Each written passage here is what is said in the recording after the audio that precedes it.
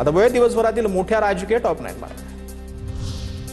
गौतम अदानींनी आता शरद पवारांची भेट घेतली। शरद पवारांच्या भेटीसाठी गौतम अदानी सिल्वर ओक निवासस्थानी दाखल झाले। दोघांमध्ये पाऊण तास भेट झाली। अजितदादा शिंदेंप्रमाणे संघाच्या मुख्यालयात गेले नाहीत। अजितदादा भाजपाबरोबर गेले पण विचारांची चौकट मोडली नाही। सामनातील रोखठोकमधून संजय राऊतांचा दावा तर पवारांनी मनात आणलं असतं तर दादाही सीएम होऊ शकले असते असाही उल्लेख।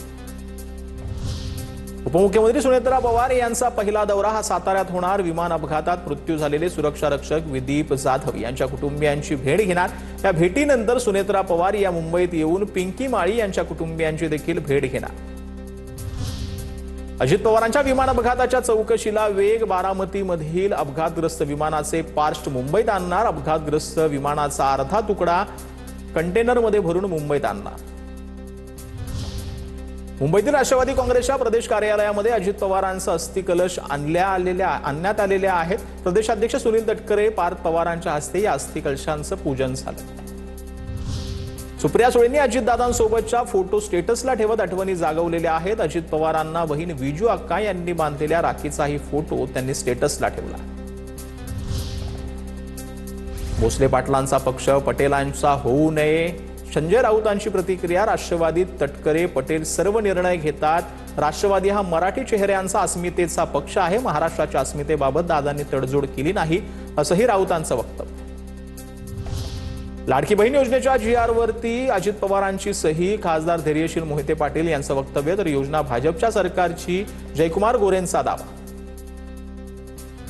धाराशिवमध्ये पुतण्या धनंजय सावंतांच्या विरोधामध्ये तानाजी सावंतांचा प्रचार। कार्यकर्ते नाराज असल्यानं बंडखोरी केल्याचा धनंजय सावंतांचा आरोप। पक्षात नाराजी नाही। तानाजी सावंतांनी धनंजय सावंतांचे आरोप खोडले।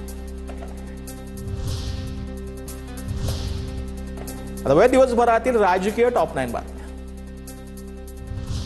मुंबईत भाजप आणि शिवसेना उद्या एकत्र गटनोंदणी करणार। उद्या सकाळी 10 वाजता भाजप आणि शिवसेनेचे नगरसेवक गटनेते निवडीसाठी एकत्र उपस्थित राहण्याच्या सूचना। दोन्ही गटनेता निवडीनंतर नगरसेवक कोकण भवनात जाणार।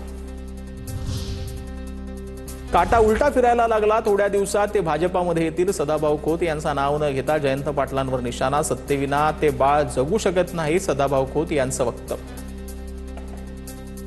निवडणूक आयोगाचे अध्यक्ष दिनेश वाघमारे उद्या आढावा बैठक घेणार आहेत। बैठकीत पुणे विभागातील निवडणूक तयारीचा आढावा घेतला जाणार आहे। जिल्हा परिषद आणि पंचायत समितीच्या निवडणुकांच्या पार्श्वभूमीवर हा आढावा घेतला जाईल। राज ठाकरेंनी उद्या पदाधिकाऱ्यांची बैठक बोलावली आहे। उद्या सकाळी 10 वाजता MIG क्लबमध्ये ही बैठक होणार आहे। मुंबईतील पक्षाच्या विभाग अध्यक्षांनाही बैठकीला बोलावलंय। महापालिकेच्या निकालावरती उद्या मंथन होणार आहे।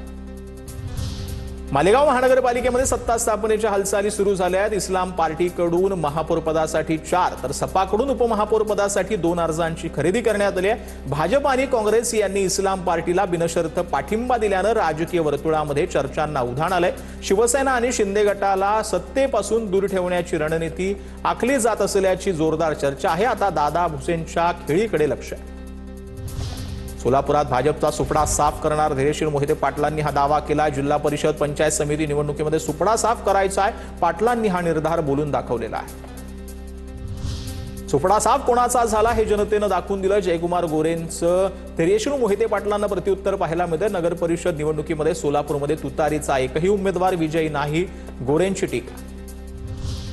सोलापूरच्या अक्कलकोटमध्ये ठाकरेंच्या शिवसेनेला मोठा धक्का। ठाकरेंच्या तालुका प्रमुखाचा शेकडो कार्यकर्त्यांसह भाजपात प्रवेश। लातूरच्या झेडपी निवडणुकीमध्ये पुन्हा विलासराव देशमुखांच्या आठवणींचा मुद्दा। विलासराव देशमुखांच्या आठवणी पुसण्याची भाजपची भाषा। भाजपनं वैचारिक लढाई लढावी पण आमच्या अस्मितेला हात लावू नये। अमित देशमुखांची प्रतिक्रिया।